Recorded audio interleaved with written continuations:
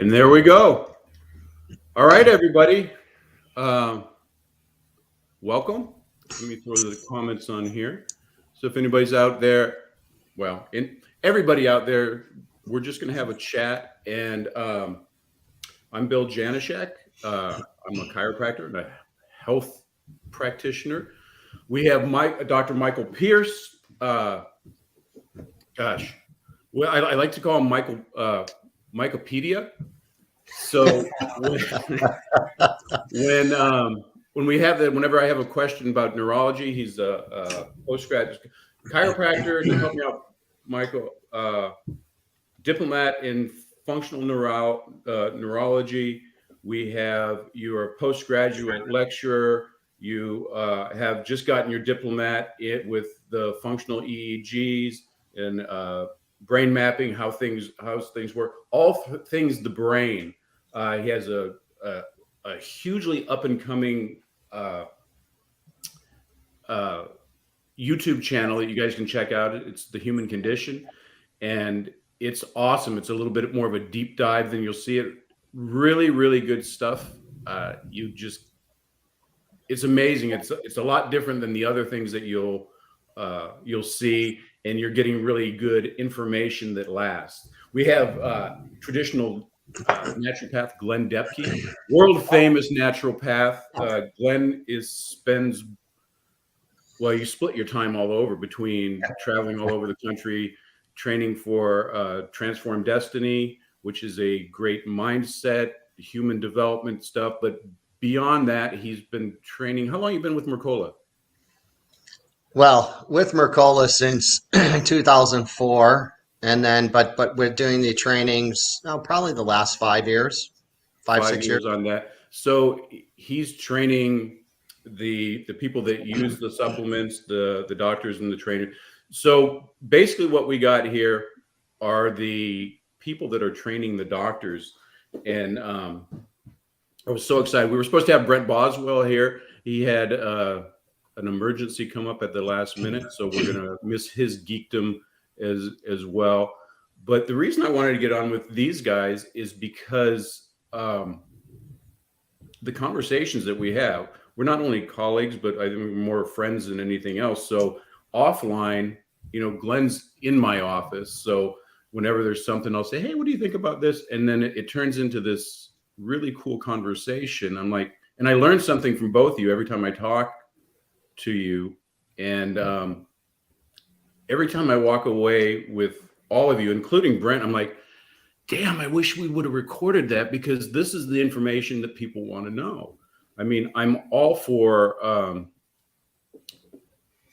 I just, like you guys, are empowering the patients. And I know they don't get the information that they deserve when they go to most places. So I wanted to just kind of go off and have a chat. We did one, me and Mike were on last week, and we were talking, and then we were talking offline, and he started talking about carnivore and about how he's had all this great results with the carnivore diet, which is kind of a new twist on an old theme. And then Glenn, you have Depketosis, which was a really cool branding, explaining in detail in keto. And then we did that event in our office. Well, we had 50 people in the office crammed into there. And I think we had 1,000 people online based on everybody sharing. And so that was amazing. And weight loss is one of those subjects that everybody wants to hear about. Everybody wants to talk about what's going on. So without further ado, Mike, I want to start out with what you were going to talk about last week. Kind of give an overview of the carnivore diet, because all I know is Jordan Peterson's daughter kind of grabbed on that.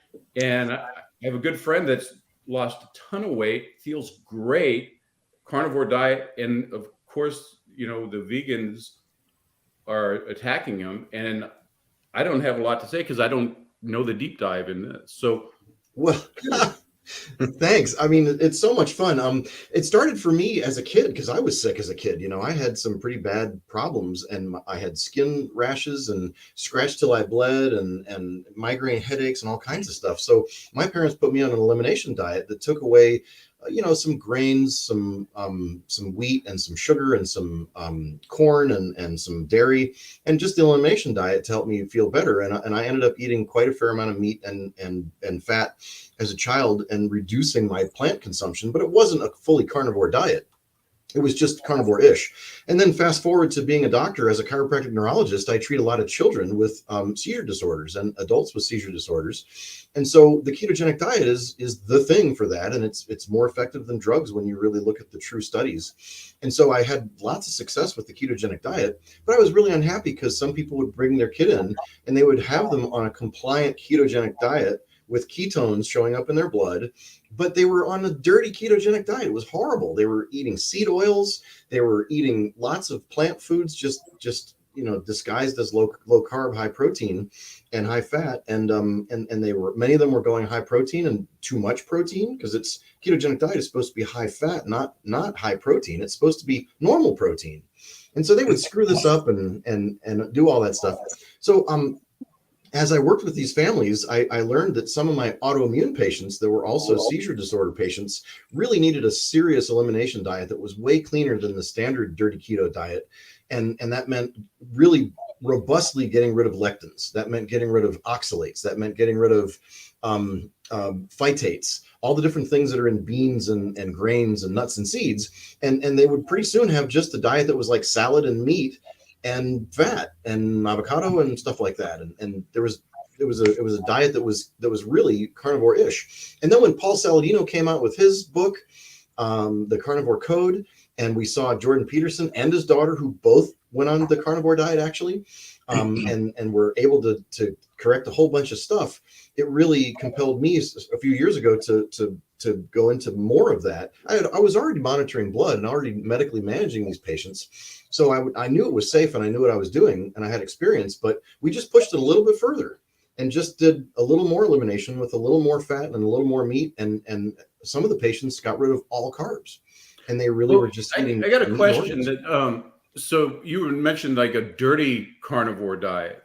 What are the kind of the mistakes that people, because there are probably people out there right now that are trying it, and then they probably saw something on TikTok, or they went to Dr. Google to get all their information.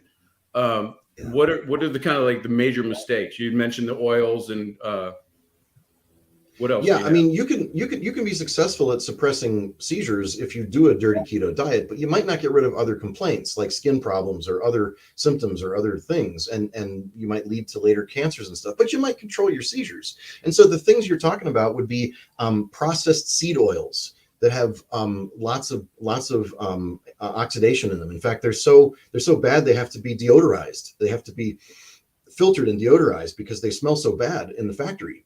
We're talking about trans fats, which I think everybody knows about now.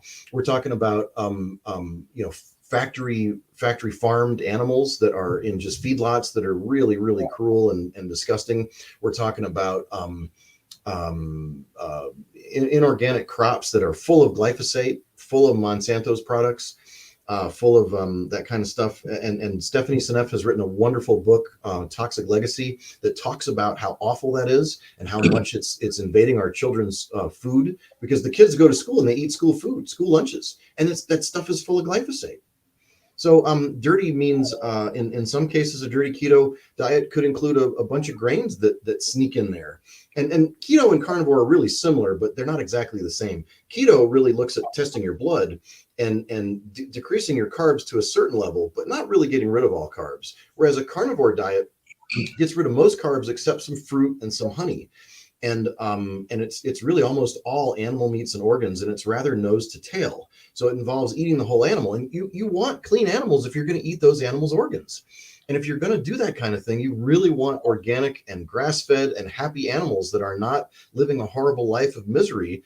If you're going to eat their organs and their bone marrow and their skin, and I mean, their fat, their organs. So it's that clean diet, Glenn. I mean, have you seen the same thing? Have you done any carnivore stuff in your practice? I wouldn't go as far as 100% carnivore, yet pretty darn close, right? And and I love what Dr. Michael's saying there, because the big component that you just mentioned, Dr. Michael, that I love is the organ meats. And it's so awesome that nowadays it's kind of a craze. Like you look on social media, TikTok, Instagram, like there's a lot of, a lot of people talking about that. And it's really huge. And it's, something that I'm telling people all the time is that, in other cultures, the organ meats are the delicacy. In our culture, it's the trash, right? And and like I understand how important the organ meats are, just even from my dog person. I have two 70-pound Ridgebacks, and I buy them organic liver, heart, and kidney, and they get blended in a Vitamix, and they get a little spoonful with every single one of their meals. And And their coats, and they look like puppies. they do. They they look and they act like puppies, and they don't have that.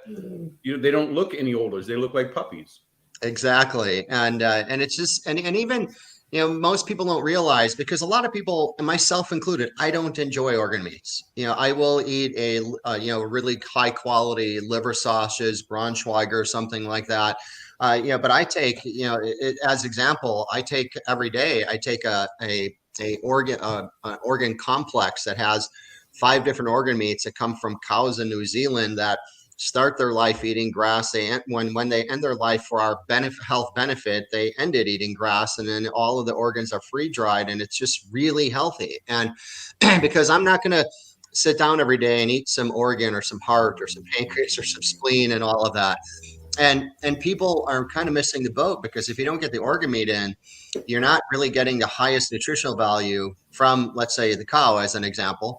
And it's even understood that to get the full amino acid complex, you want the flesh and the organ meat. And so I just think these are missing pieces of the puzzle that a lot of people don't understand. They're not getting, and even a lot of practitioners aren't teaching these things, right? And and for me, the other component, from a like, whether we want to talk about, you mentioned the depth ketosis, because I think back to years ago when I first got what I really thought was my first real training on nutrition, not the conventional training that everybody else gets, but when I studied with Bill Wolcott, who wrote the book Metabolic Typing Diet, and did a full program with them, and recognized all of basically the individuality that also goes into all these diets. If we follow back our lineage, we've got certain needs for nutrients that we don't escape in 5 or 10 years, right? And like if you take the extremes of a traditional Eskimo who literally would be totally carnivore diet, they would eat nothing but mostly fat and some protein. They would never touch they would never see a piece of fruit or a vegetable, right? And then you take the other extreme of somebody who lives in Venezuela, which is a couple degrees north of the equator. They would have had fresh vegetables and fruit and on a regular daily basis, and they would have had their meat would have been completely different. It would have been warm water fish or very lean cattle, everything in low fat components. And so I like to take the concepts of keto and the concepts of carnivore and individualize them, and really make it for that person, which to me is it's just a lot of fun. It's helping, it's what all of us do. Like we enjoy and have fun watching people feel better, which is it's interesting because I think we've both said forever is there's no perfect diet for everybody. Del Bigtree was talking when he was talking about he's on Livewire, and he was talking about the mass vaccination. He says, how can you do that? We don't even have foods that everybody can eat, because some people are like super sensitive to gluten or lectins or whatever, and it has to be a little bit more individualized.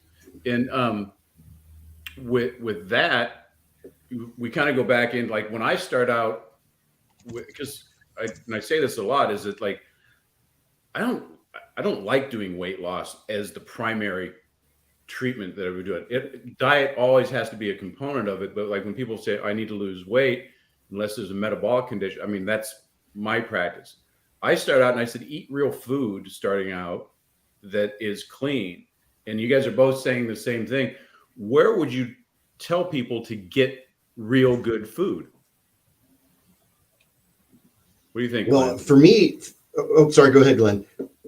Well, from the this is an interesting one, Bill, and I'm going to tell you whenever I'm doing consumer lectures. So when I'm traveling across the country and I've got 100 people in a room, and I love sometimes I'll have these conversations about biodynamic food, and I'll start the conversation with a question, and it really is a trick question. I say, by a show of hands, who thinks their organic food is a higher nutritional value than conventional food? And everybody raises their hand. And I'm just like, sorry, your organic food just isn't poison. It doesn't have a higher nutritional level, because in order to get a higher nutritional level, you've got to be eating biodynamic. They've got to be utilizing crop rotation. They've got to let the plots of land also regenerate their nutrient levels. There's statistics where they know what nutrients were in a conventionally grown carrot 40 years ago. You could take an organic carrot today, and it pales in comparison, from that perspective. So, for me, having a source, and this is one of the cool things with my tie-in with Mercola, because they've got that whole Soul Spring line, which about 98% of it is all biodynamic.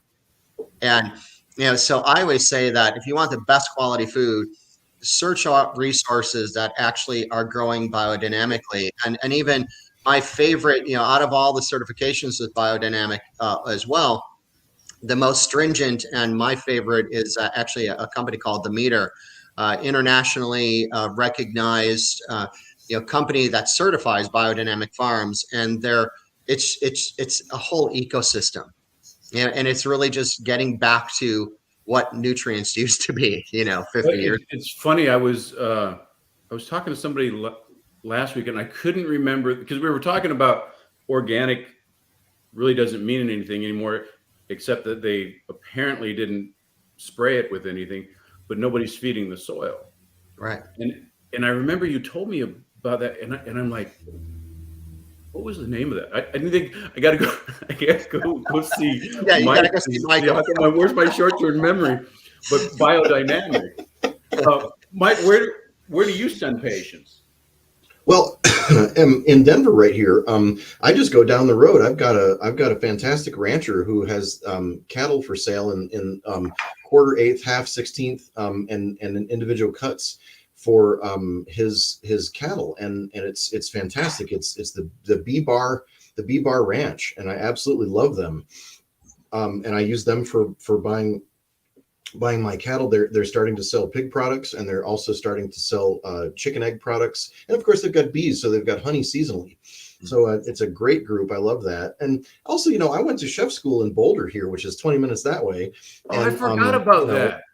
So yeah, I mean, Colorado is a great place to be near fantastic food. I mean, you're going to find suppliers to restaurants all over the Boulder Valley and the Denver Front Range. There's so many sources, and there's farmers markets everywhere, and there's groups, special interest groups. What I really want, and Glenn, I want your opinion on this, man.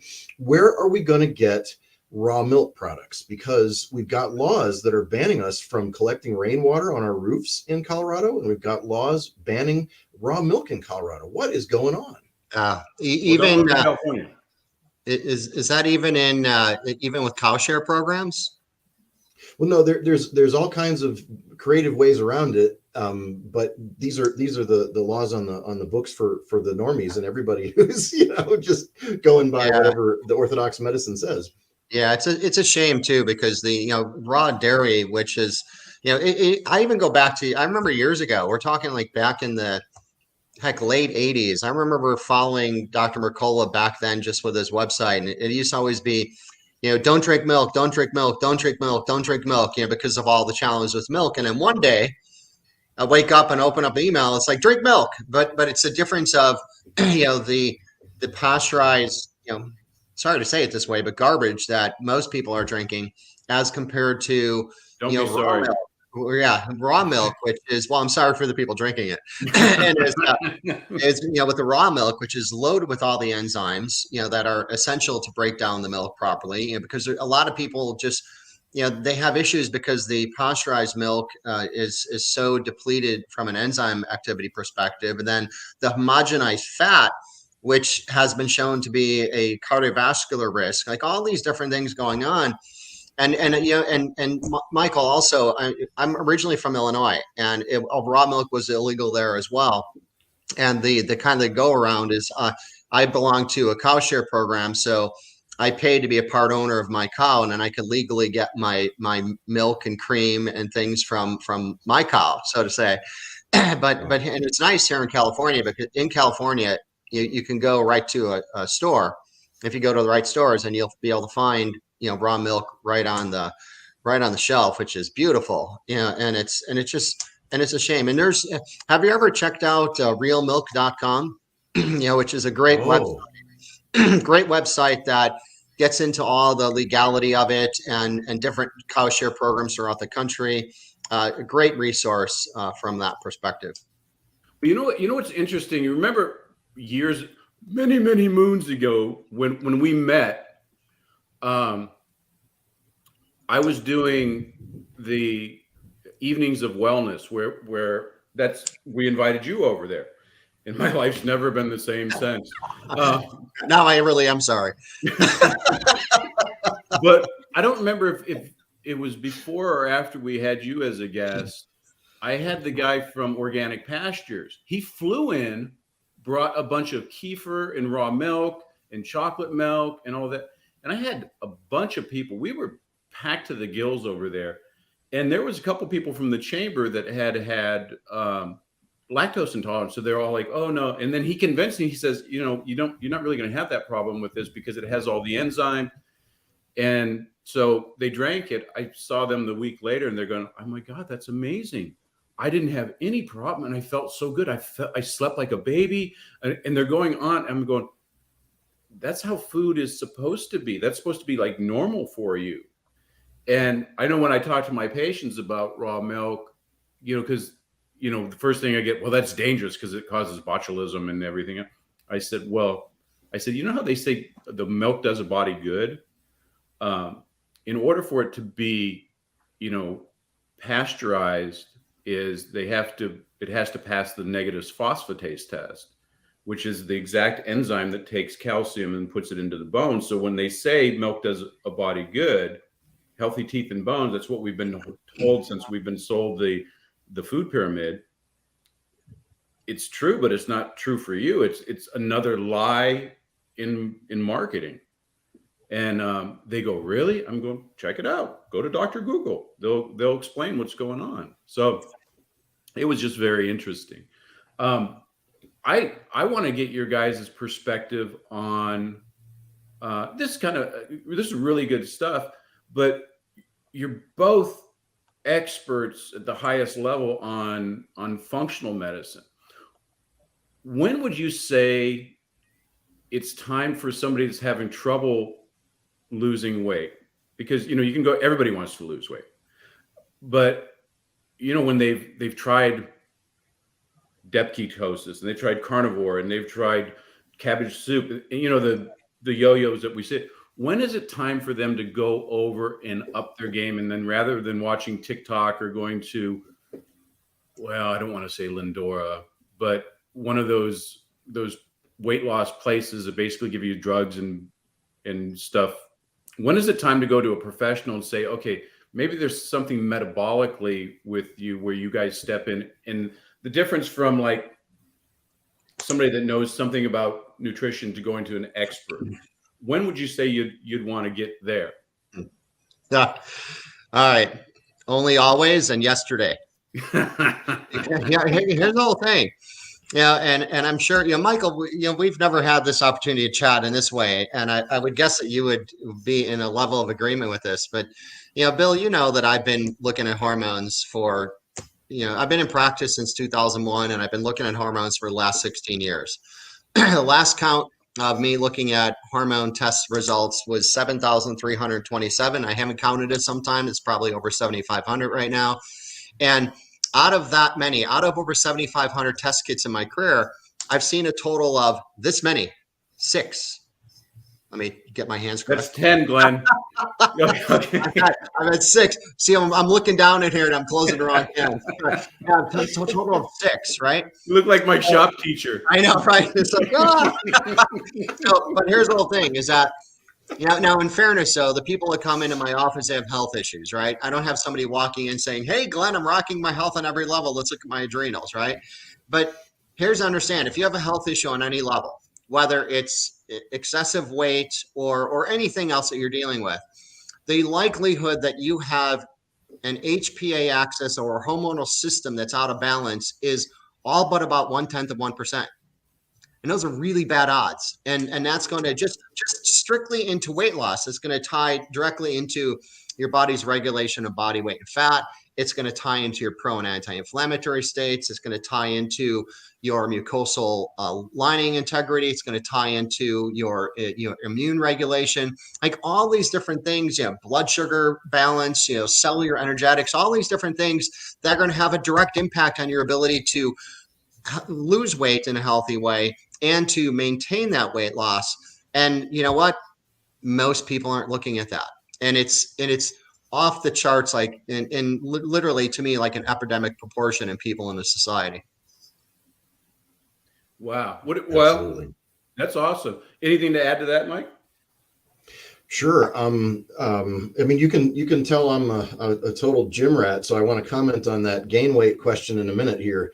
But to go back to our first question, when people have symptoms or you get confused, they really need to see a professional. I get torn by this question because I love to see people be independent and have health freedom and try stuff on their own and not always go to a professional.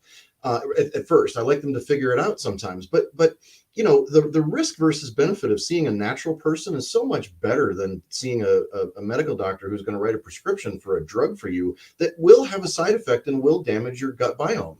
So you're going to get harmed if you do that. You're going to get harmed. So if you go to somebody natural and they work with you, even if they're wrong, you're probably not going to get harmed. I think if you're working on your weight, you're trying to lose weight, and you get stuck. It's so common women get into a plateau where they lose weight successfully and then they get stuck, and that's usually when they have some metabolic specific problem to them that they got to figure out. And it could take them a long time or a short time to figure that out, but they could save time and pain and agony by going and seeing, naturopaths and nutritionists and natural people of all kinds that can help them. So I think that you want to have some independence, but because I don't want to create dependent patients that need me as a chiropractor or anything, but I want to help. And so, I don't want to see dependence, but I got to answer Mo's question about the gaining weight real quickly, because it's just something that jumps on me. I have had good success using the division of ketogenic diets to gain weight, because there's like 3 kinds of ketogenic diets roughly: lose weight ketogenic diets, gain weight ketogenic diets, and be stable for like treating cancer or for treating seizure disorders or something where you're not trying to net gain or lose weight. But there are some really good formulas with keto calculators that you can use a keto diet to gain weight if you're a man or a woman trying to gain weight, or even a teenager that's trying to grow and gain weight. You can also you don't have to think that carbs are always bad, because remember, I'll end this comment on this. You need insulin surges to build muscle tissue. You need the occasional insulin surge, so it's not always bad to have carbs when you're bodybuilding. And so, even though I'm a super gym bro, as you can tell, just kidding. Busting out of the shirt. I've helped a lot of people. I'm not ripped, but I tell you, I have helped a lot of people get super ripped, cut large, huge, and lose weight when they need to. And you'd be amazed at how much you can change a human's frame in a short period of time, both to bulk up and to slim down. And if you've got a barrier to losing weight or gaining weight, you got to see a metabolic professional. Yeah, well, you know what's interesting about that? So that was Mo Rock. So Super Mo Rock is the owner and CEO and visionary of the LA Tribune. He's given so much to. I mean, he gives a platform for everybody. We got the neuro online summit coming up this October, where he's having a lot of experts on that. But he always asks good questions. He's very supportive of that. So Mo, I hope that answers some of your question. If you have any more that chime in. And then Bob Donnell's here. So out of all the people that can ask questions, Bob is probably one of the best interviewers that I know. So hi, Bob. If you got anything out, and everybody out there, if you're finding anything, or somebody that wants to go ahead and share, you can share this out to them, because the value that we're getting here between these two homies is awesome. And Bill, let me throw some out there too that might be interesting, at least to me. And yeah, well, that's all that matters. Likely others, right? You, Glenn, whatever. So kind of, back into the weight gain, because it's like there's a lot of people who think, oh, I would love to like have problems gaining weight. Yeah, that's not usually the case. And to me, it's much easier to help people lose weight. Whereas if somebody has troubles with gaining weight, and sometimes as people want to gain, like their whole focus is on gaining muscle mass, and I see this all the time looking at hormone results where people are, and it kind of ties in with, like Michael, you mentioned the insulin surges, and a lot of people who are either eating really poorly, or they're stuck in these inflammatory states where they end up really increasing fat cell production, and then that goes to insulin resistance and insulin surges, and ironically then leading into more inflammation. But there's these people who end up with then too high of insulin, and then they're overproducing the aromatase, which is the enzyme that converts testosterone into estrogen. And I'll tell people all the time, I see all these people, men and women, with these low testosterone levels, and I'll just tell them like the different symptoms. And one of those symptoms is, do you find it difficult to build and maintain muscle mass? And then on top of that, if that testosterone is being converted into estrogen, like I had a chiropractic, I don't want to say friend, but he was a colleague that I knew. And he came to me and we tested his hormones. And I knew him well enough to say this. I made a joke in our session together because I told him, hey, dude, you're becoming a woman. And we started laughing about it at first, but then he stopped laughing because he says, no kidding. He said, my breast tissue is becoming more prominent. He says, I'm kind of weepy and emotional, like a woman who's PMSing. I'm, gaining a lot more weight around the midsection, and it's because of that conversion. So a lot of times the weight loss can be tied into, or the lack of the ability to maintain muscle mass could be that low testosterone. And a lot of times with the weight, where people can't gain weight too, because they've got such deep gut issues. Like, and Michael, I'm sure you see that all the time. I actually, ironically, I just literally, before I jumped on this, I was looking at a GI result that I'm going to go over with somebody tomorrow that has 7 detrimental bacteria in this person's gut. Like, if you can't break down your nutrients, you can eat really well and still be malnourished and have that inability to put on healthy weight. So that's why, I mean, it's so important to really know what's triggering all this. Obviously I get pretty excited about this information. Nerd alert. Yeah. But this is exactly why I wanted to have you guys on, is because these are the conversations that we have offline that most people don't get. They don't get this information even from their practitioner, because if they're going to a consult, you're not getting a free form, truth or something detailed in there. And a lot of people, they're missing the boat. They're missing some fairly simple but key components to getting into their goal. When I said I don't dive. I always talk, when I talk to patients and we're working on their functional medicine stuff, is I can figure it out. And when I sit down, I can labor over it, figure it out, and get the good results. But that's like when I said, well, but if I just go to Glenn, he just knows it. It's reflective. And the same thing is like with Mycopedia, which is what we call Mike Pierce, is that like well, this patient's eyes aren't moving over here. It's great from my perspective. I know a lot about a lot of subjects, but I'm not the expert, and I never like to be the smartest one in the room. And so that's why I invited you guys on here, because I learn constantly, and that allows me to see the patients. And so I thank you for that. What if you guys had a wish to help the world, or the large portion of the communities, to get over this weight obsession or challenge that they have, what would that be? All right, Mike. I'm gonna throw something out in left field here. All right. And I'll catch so another baseball player.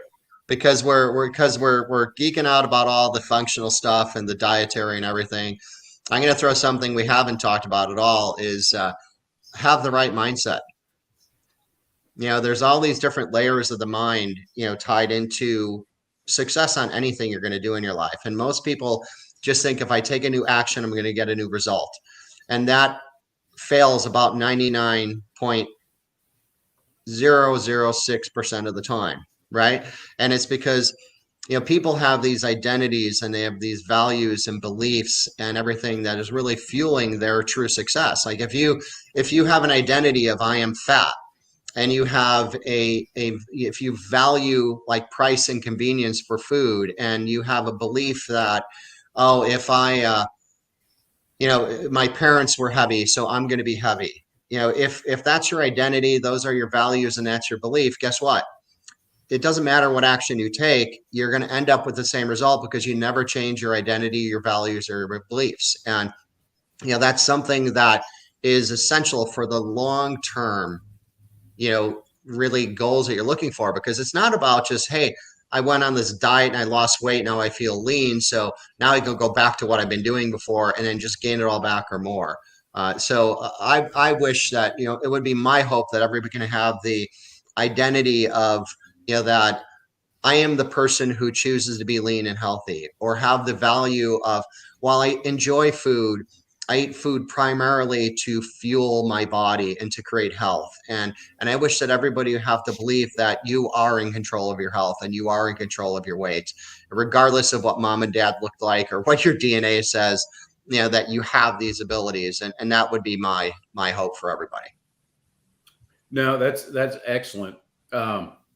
It was interesting when I did my online class on the final weight loss journey, because I was getting in the office. Everybody's asking me, how do I get rid of the COVID-15 or 20 or 30?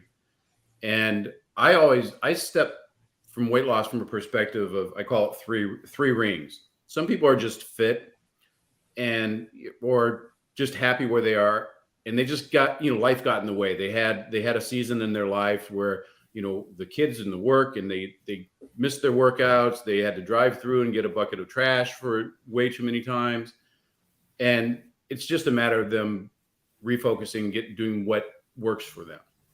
And then there's that second component of the people that try to do this stuff, but at this point they're metabolically broken, either like a dysglycemia, there's a gut issue, like you said, the hormones are off, something that we need to do a deep dive. And then the last component, and I found this in my class the most beneficial, was the mindset stuff, and changing that identity for the people of, I need to get skinny for Instagram, or if I'm not, if I can't fit into this, then I'm not that, and changing their identity was the biggest component, because this, and I go ad nauseum on this, is that with all the knowledge base that we have, I used to think that if I knew more, then the patients would get better. But then there's always that thing is about if they won't take the action because they don't have the mindset to support the action they take, they're not going to get the result. And if they don't get the result, that's going to reinforce their old identity. So when we changed that opened them up to value their hormonal panels and value, clean eating, because, how many times do we get, oh, eating well is so expensive. It was like, well, a triple bypass is not cheap, but that's that's where I found it. So I concur. What do you got, Mike? Well, I'm seeing all these comments, and I want to know: should I comment on the meat and cheese thing? The meat and dairy question here. You know what? You're a superhero, so you just comment on anything that you want. Okay. There's nobody, telling us what to do. You just go. Well, I have this tune in me that's tuned to the needs of people watching, and I see one that says about too much testosterone. I think that's for Glenn, because you mentioned that. How do we define too much testosterone, Glenn? What would you tell them when they say, how do we define too much testosterone? Oh, too much? Yeah. Okay. Right. So, well, you would know that by testing. I currently, through the years, I've used combinations of both saliva testing and urine. Currently, I'm using 24-hour urine testing to really not look. And here's one of the things that's important too with that question is you never want to look at just testosterone, because you really don't know what's going on with that. Yeah, so because there's so many other factors, and to me, the way that I've been using my office now for a couple of years is a 24-hour urine collection to really not only look at testosterone, but over 30 other hormones along with that, along with kidney function, liver function, chronic disease risk factors, because you really want to get to the underlying factor of everything that's causing this. And you'd have to know what the person is eating, what supplements are they taking. So I would love to say it's just as easy as this test and do that. Yet it's not just that easy, and it is simple, if that makes sense. So when somebody has too much testosterone, what would they look for symptomatically? What like the layperson sitting out there going like, I feel like this. What would, maybe I have too much testosterone? Well, I mean, often when we're looking at that, people will tend to be more aggressive. They're going to have more of an irritable kind of behavior. Very often, they're going to have more acne or oily skin, potentially even worse sleep than they might have been having. And the one thing that some people are saying they're looking for, they could have this unusual increase in muscle mass, but I find the kind of the irritability and the aggressiveness as some of the primary, along with the acne, as some of the primary symptoms that people would recognize with that. And I will say, too much testosterone pales in comparison to too little from my testing. Yeah, that's like the typical stuff that the overroid users in Mike's gym would show out. So when he's getting roped in the gym, that's what they'd find out there. So that works out. You want to talk about the meat and cheese? Yeah, and I just wanted to say the 5-dihydrotestosterone too will be a derivative that will be elevated, and that will create all those symptoms. That's not testosterone itself; it's a byproduct of testosterone that's created by imbalances of zinc and other stuff, and problems with blood sugar and estrogen aromatization and all kinds of stuff. But you'll see people will have they may lose some hair on the top of their head and get hair everywhere else. So they'll get surprising hair in other places in their body that they didn't expect at a middle age or later, and that's another sign of DHT. But yeah, to get to the meat and dairy, I'm a big fan of using meat and dairy for those that are ready. If someone comes to me and says, "Hey, I'm thinking about doing a meat and dairy carnivore diet," I would say, sure, just make sure you've got raw dairy, make sure you've got quality meat that is absolutely grass-fed and cruelty-free and organic and biodynamic if you can get it. You're not going to find grass-fed pigs because pigs don't eat grass. So you're not going to be able to find that when it comes to pigs and bacon. It's going to be a little harder to do that for pig products. Porcine products. For fowl, it's a little easier to find clean chickens and clean large birds. So you can find them, but you got to look carefully. So you've got to have clean sources, and you've got to have good fats. You can't just eat lean meats. When Glenn was talking earlier about Eskimos and Inuits, there's a disease called I think it's called white rabbit or lean rabbit disease, where if you ate as an Eskimo too much rabbits, you didn't have enough fat and you would die in the winter. And so you got to make sure that you're eating enough of that stuff. When I was up visiting the Sami tribes in before 2005 up in Sweden, I went up above the Arctic Circle and I visited with the Samis, and they're Inuit type, Eskimo type ethnicity, and they eat reindeer and they live off of almost exclusively animals and about 60% fat. Did you say eat reindeer? What if kids are watching this? Hey, that's not part the of what they flying do. one, Phil. Not the flying ones. That's part of what they do. Yeah, they leave Rudolph alone. Well, I'm sitting here and I'm going, what the hell have you not done, Mike? You're a chef. You're a diplomat in neurology. You're a chiropractor. You on the center trombone player. Here's the best thing, Bill. Here's the best thing. What? I'm named Dr. Pierce, and I don't do acupuncture. Oh. Bam! Wow. Face that. Sharice wants to know, how do I get tested to find bacteria in my gut? So, so for people that are not in Yorba Linda, everybody's favorite test, Bill. It's the poop test. Yeah, it is so much fun to play. It is so much fun to collect your excrement for 3 days because, I say it is fun because of what you find out. That's really the key thing. I mean, so I see all the time where people's lives change because they finally found out what they've been living with for sometimes like way more than a decade. They've been dealing with all these different parasites or detrimental bacteria or H. pylori infections or, over 40 different types of yeast or fungus. And it's life-changing when people find these things out. And it's amazing how often that is a significant problem for a lot of people. It's funny. We were talking about that yesterday at the office, and Glenn was getting on me. I got my blood test back, and it looks like I have I have really high cholesterol. And I'm like, well, Glenn, what do we got to do about this? Because, it's like watching the scoreboard in the middle of the game. You're going like, well, we're behind a little. And I wouldn't say I'm an unhealthy person, but, there's always weeds. And Glenn was saying the same thing. Well, we got to go off and do that. And I'm like, all right, well, here we go. The next test, it'd be a poop fest.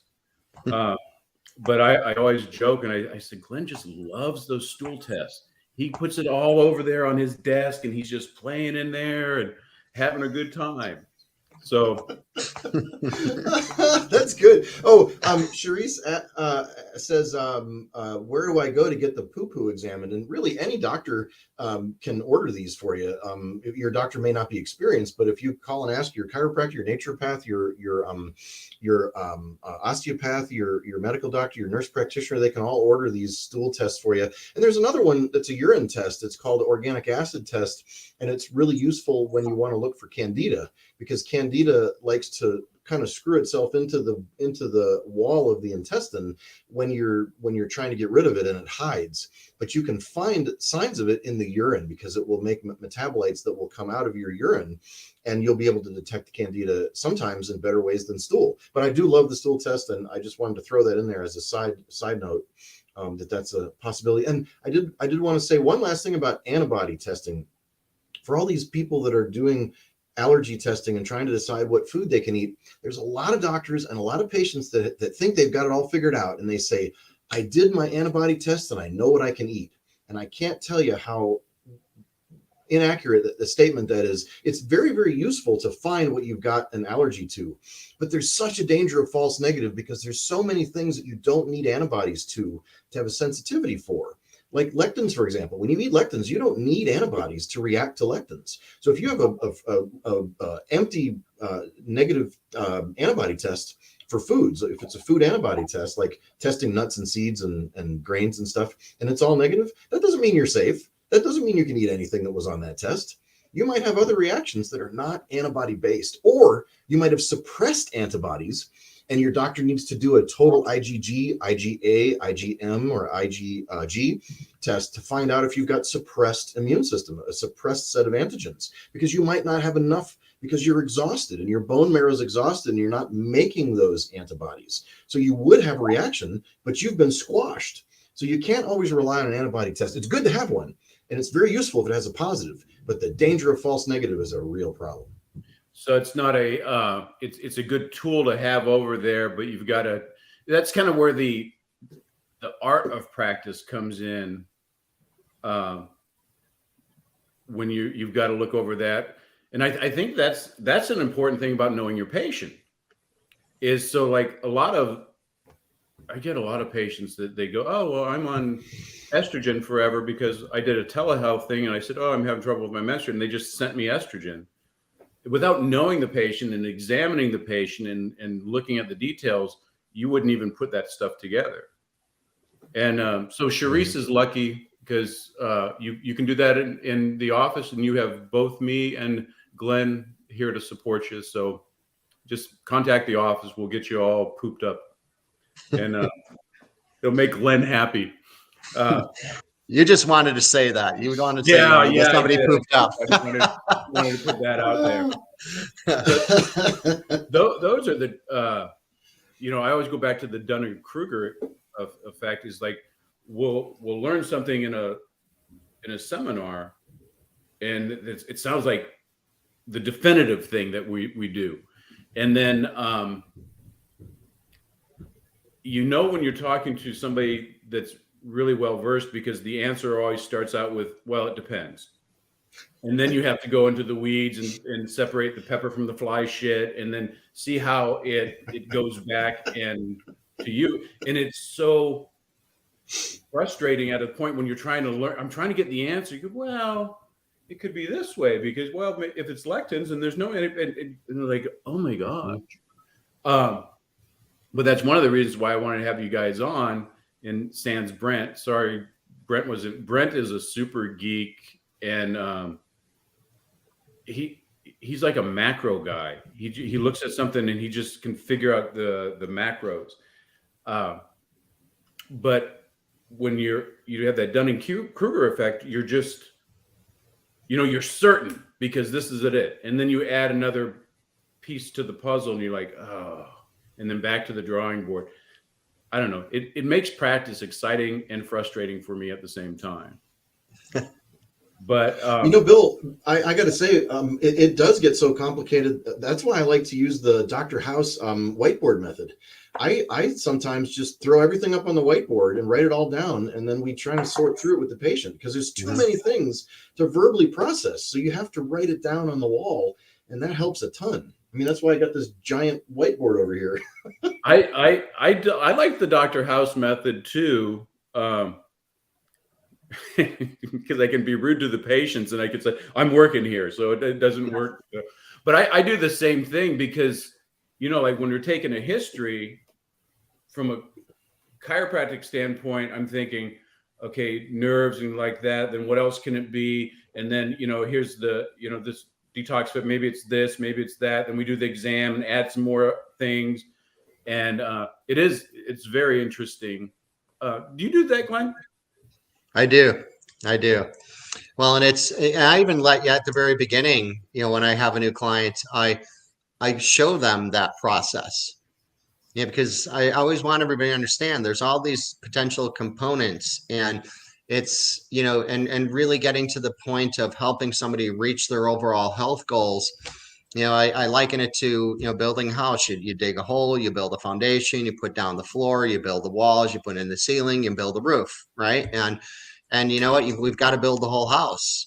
Like we can't just, you don't start by building a house by building the ceiling before you built the foundation and the floor and the walls. And so I go through all of that with every new client in the office because I want them to see, what we're doing together and how they're going to get from their point A to point B, recognizing that they're really going from the point A to point Z with B, C, D, E, F, and so on in between there as a potential. And that's how you get the long-term lasting results though. I mean, it's not quick fixes. It's one of those things where, I just turned 58 not too long ago. And, my mind is sharper, my body is healthier, like things are, I'm healthier than when I was 25. And we all have that ability, to, not, like people throw around like the terms like anti-aging, but it's really, to me, it's more of no, just maintaining optimal health. And it goes right into what both of you do. And Michael, you're like the expert's expert on this. Like you've got to keep your brain healthy, right? You've got to keep your brain and everything else healthy. And it's all achievable. It's all achievable, people, right? That's the thing. When we were talking about mindset before, is one of the things that it's frustrating. And last week we talked about anxiety and depression. I see the real pandemic that we have is people are so much in crisis mode all the time that they don't want to think beyond their nose, and they don't even have a long-term vision for themselves. It would drive me crazy to get up in the morning and then not not be excited. It's just like, woohoo, I made it one more day. And I have these things that I want to do. And this is the person that I want to be.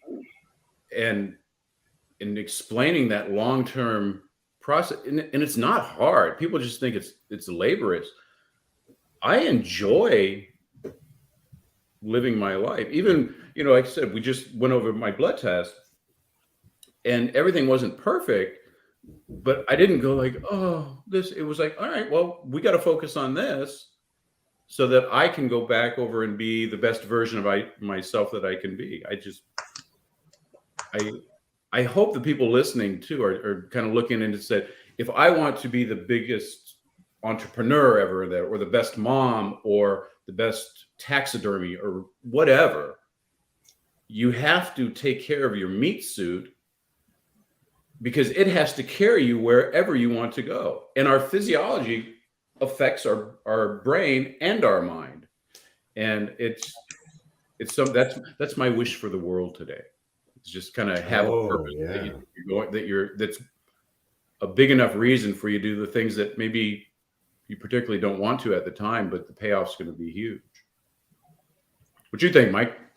My wish for the world is that there would be, I see there's always these people that are self-drivers that can pick their head up out of the muck and see their way and crawl their way to the next thing.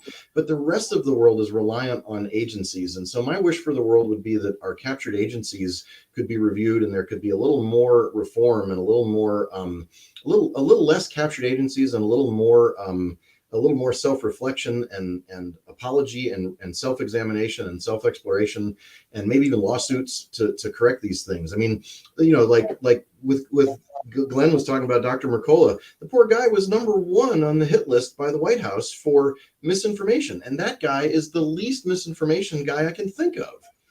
So we've got to have reform of our captured agencies and our captured industries. Industry capture and agency capture is a big problem that Robert F. Kennedy Jr. talks about in his Children's Health Defense Fund. And I just think that would be my wish for America and the world, would be, because we lead the world. Everybody listens to us. Why? I have no idea. But everybody tells themselves you shouldn't eat fat because fat causes heart disease. And that's just wrong. And carbs cause cholesterol, not fat. Let's get that straight. So we've got to get this captured agency problem under control, because there's mothers and children and people that wake up every day and they go to school and they go to work and they ask their social worker, what should I eat? And they're told what to eat, and they get school food and they get hospital food and they get prison food, and it's all the same crap. And we've got to reform that. Well, that can be the topic of our next talk, is because I think all of us share that vision for, obviously for what we all do is we really care about the human body and the human and the people that we treat. And at the same time, any driven purpose is going to have a common enemy. And we've talked about this offline: big sugar, big pharma, politics, insurance, social media, even though we're on it right now, yes. Because they're telling our overlords, they're programming the people of what to believe, and we have to unteach people the truth based on physiology, and they're not getting it. So maybe we'll get together again and we'll have that discussion and maybe rally some troops. But I think we're coming up on the hour. You guys got anything else to add? That's wonderful. Guys, thank you. And Bill, thanks for putting this together. Yeah, I just want to say it's been a pleasure for me. It's enjoyable to connect with experts like the two of you and just have this chat. These are not the most common chats that you have in your daily life. So this was pretty awesome. Thank you, Bill. Thank you, Michael. Well, it's my pleasure. And thanks, Sharice and Bridget. I appreciate that.